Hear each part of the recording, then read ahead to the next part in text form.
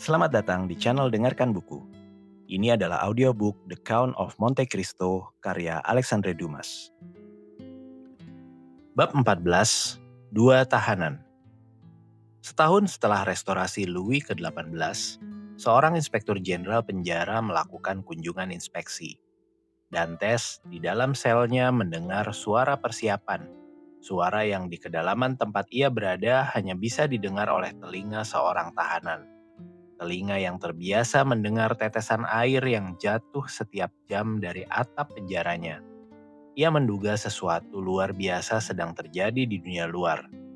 Tapi ia sudah begitu lama tak berhubungan dengan dunia, hingga ia menganggap dirinya sendiri sudah mati. Sang inspektur mengunjungi satu persatu sel dan ruang bawah tanah beberapa tahanan yang karena kelakuan baik atau kebodohan mereka direkomendasikan untuk mendapat belas kasihan pemerintah. Ia bertanya bagaimana makanan mereka dan apakah ada permintaan. Jawabannya seragam, makanannya buruk dan mereka ingin dibebaskan.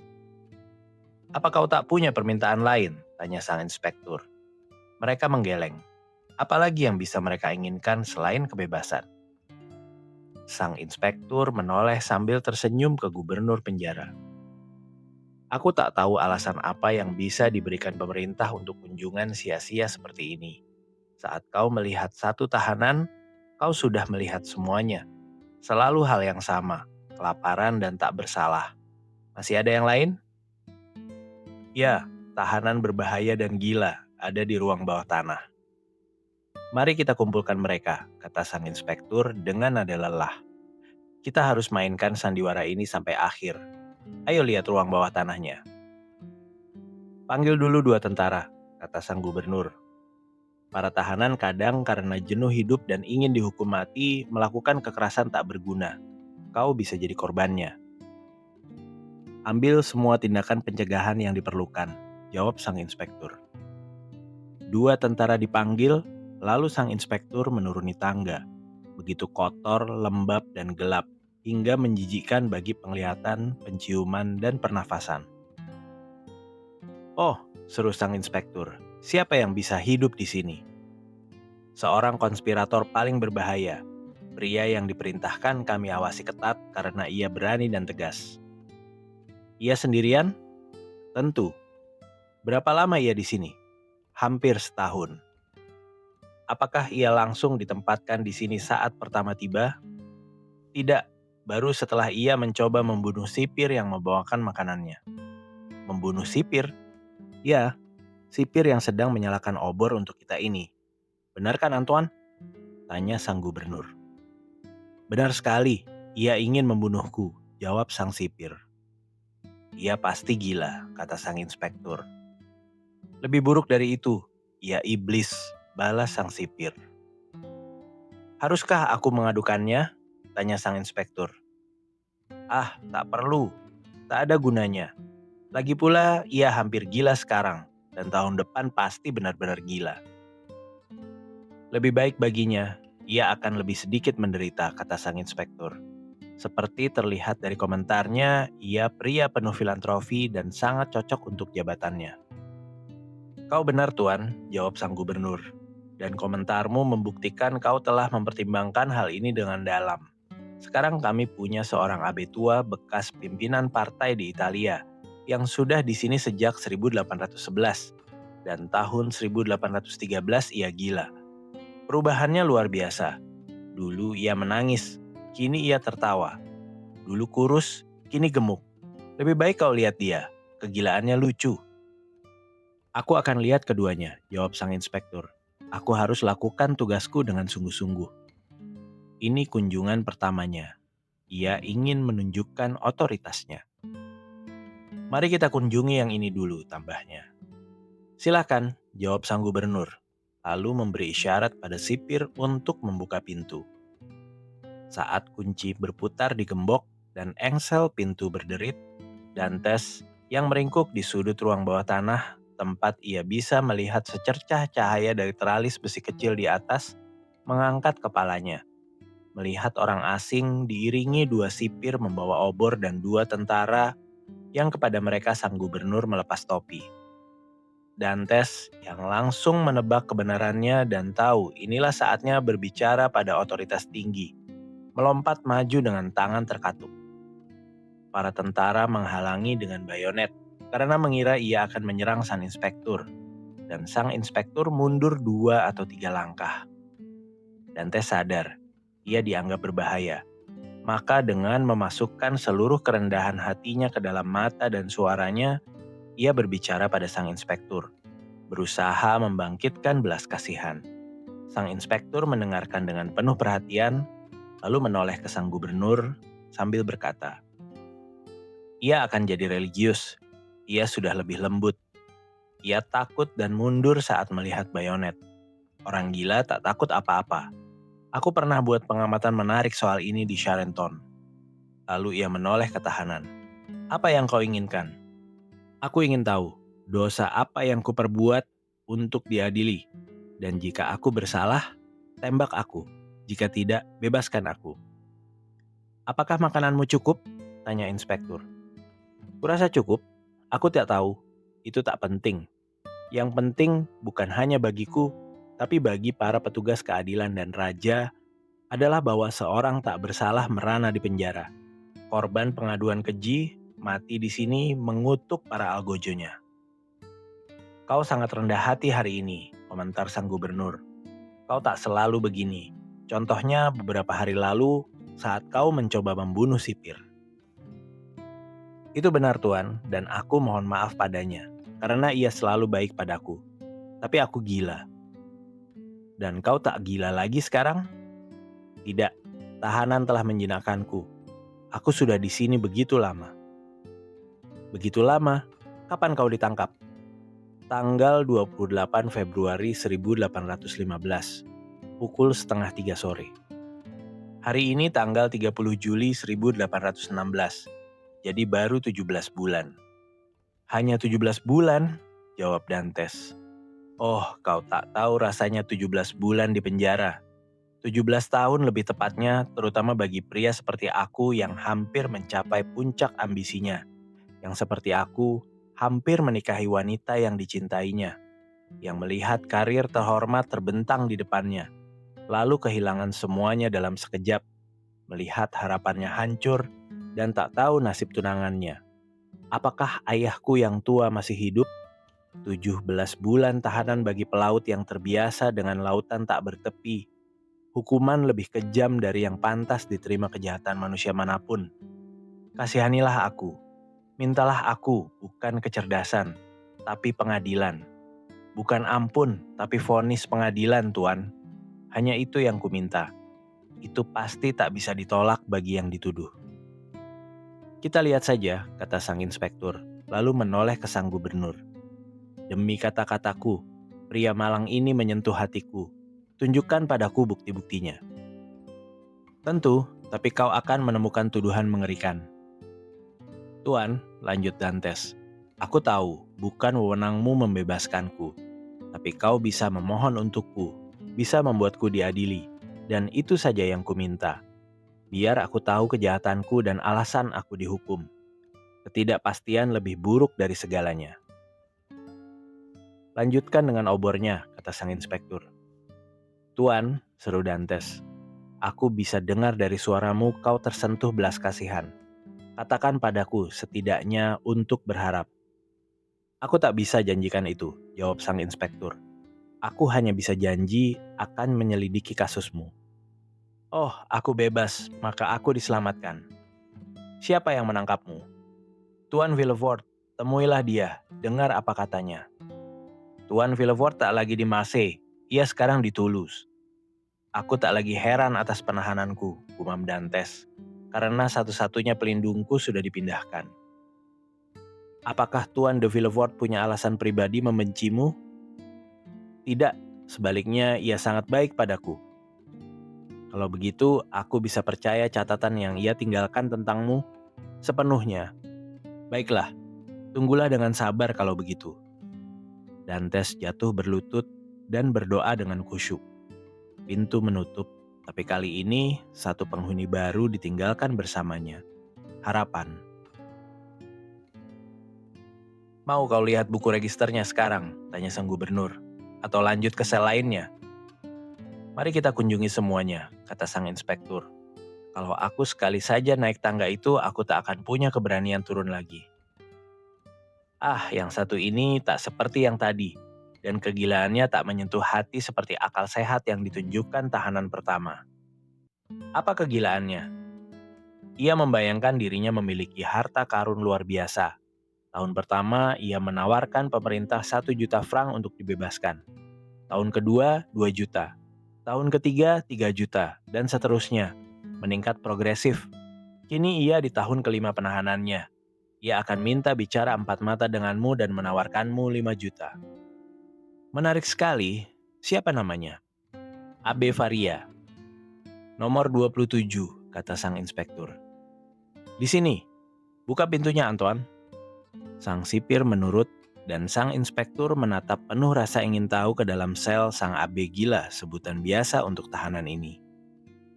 Di tengah sel, di dalam lingkaran yang digambar dengan serpihan plester yang terlepas dari dinding, duduk seorang pria. Pakaiannya compang-camping, nyaris tak menutupi tubuhnya. Ia sedang menggambar garis-garis geometris di dalam lingkaran itu, tampak begitu tenggelam dalam perhitungannya. Seperti Archimedes saat tentara Marcellus membunuhnya. Ia tak bergerak saat pintu dibuka dan terus menghitung hingga cahaya obor menyinari dinding suram selnya dengan cahaya tak biasa. Lalu mengangkat kepalanya. Ia memandang heran melihat banyak orang di hadapannya. Ia buru-buru meraih selimut ranjangnya dan membungkus tubuhnya. Ada apa? Tanya sang inspektur. Saya tuan, jawab sang Abe dengan ekspresi terkejut. Saya tak ingin apa-apa. Kau tak paham, lanjut sang inspektur. Aku dikirim pemerintah untuk menginspeksi penjara dan mendengar permintaan para tahanan. Oh, itu lain cerita, seru sang Abe. Dan kita akan saling memahami. Kuharap begitu. Nah kan, bisik sang gubernur. Seperti yang kubilang. Tuan, lanjut sang tahanan. Aku Abe Faria, lahir di Roma. Aku 20 tahun menjadi sekretaris Kardinal Spada. Aku ditangkap entah kenapa pada awal tahun 1811. Sejak itu aku meminta kebebasanku pada pemerintah Italia dan Perancis.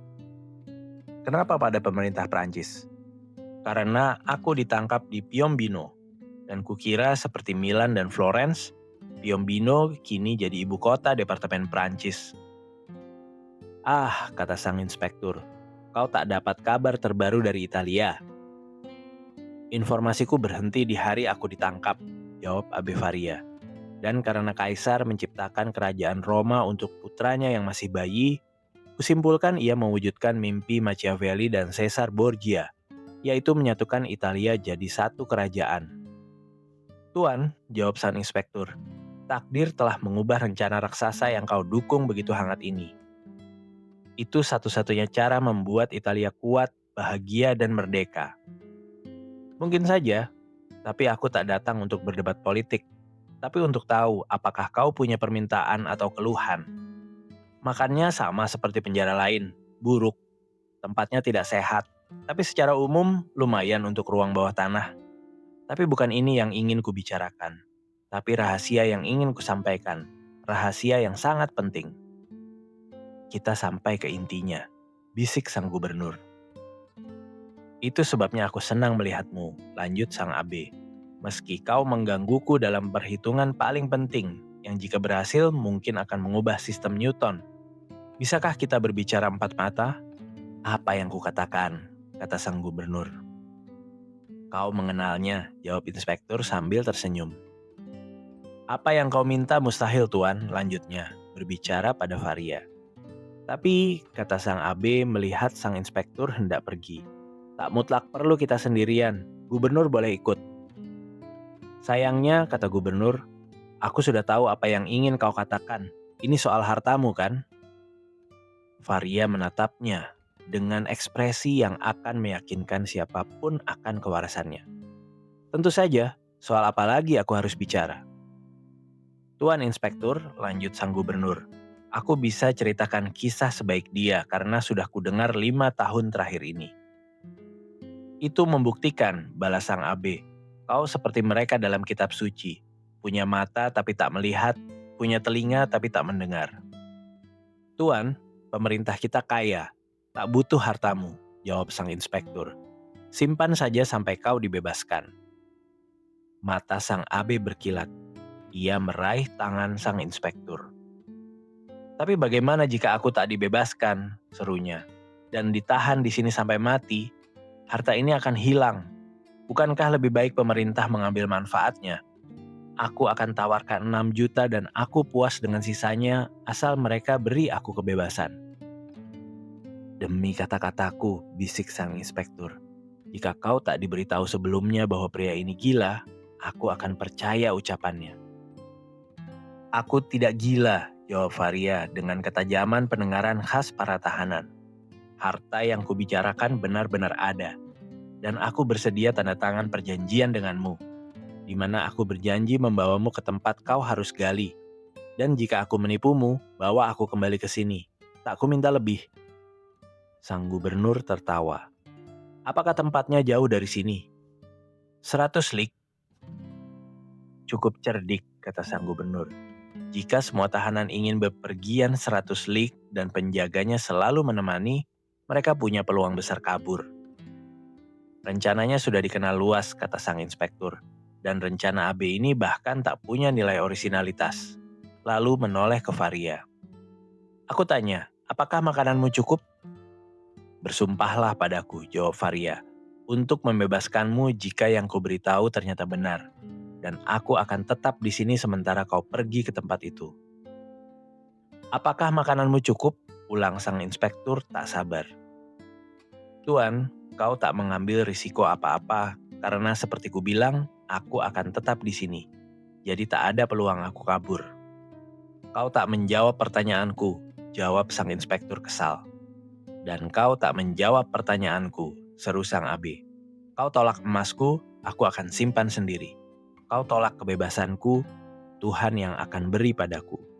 Dan sang AB melemparkan selimutnya, kembali ke tempatnya lalu melanjutkan perhitungannya.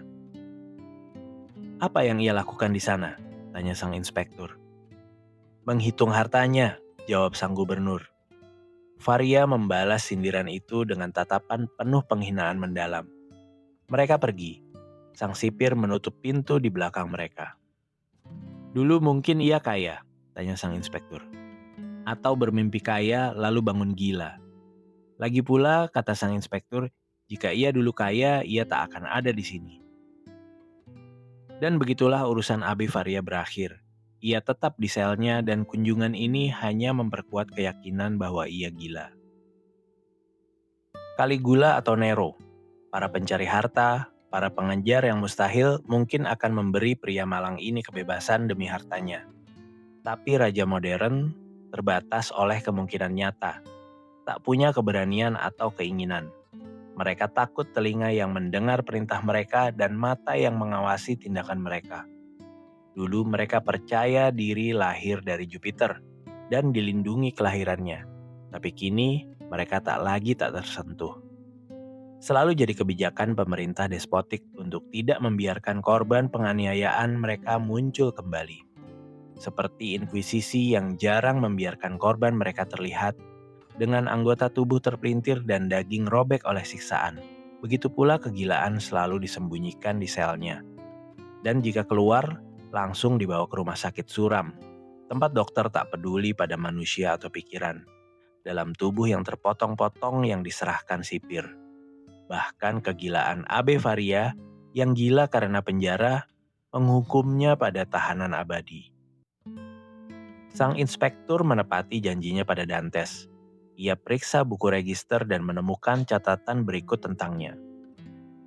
Edmond Dantes, Bonaparte Garang, ambil bagian aktif dalam kepulangan dari Elba.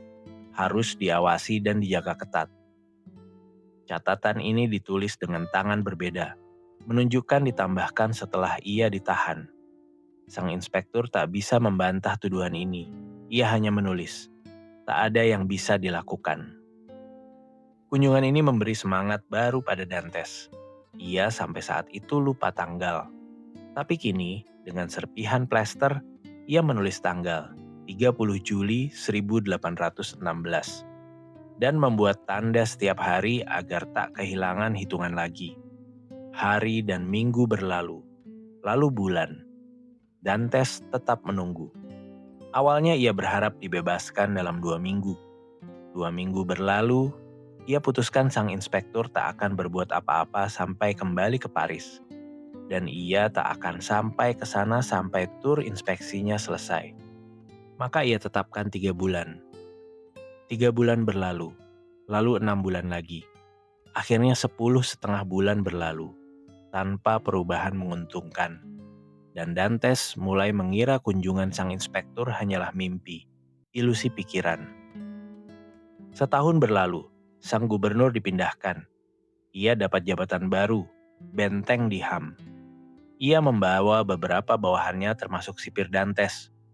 Gubernur baru datang, terlalu melelahkan mencatat nama para tahanan. Ia belajar nomor mereka saja.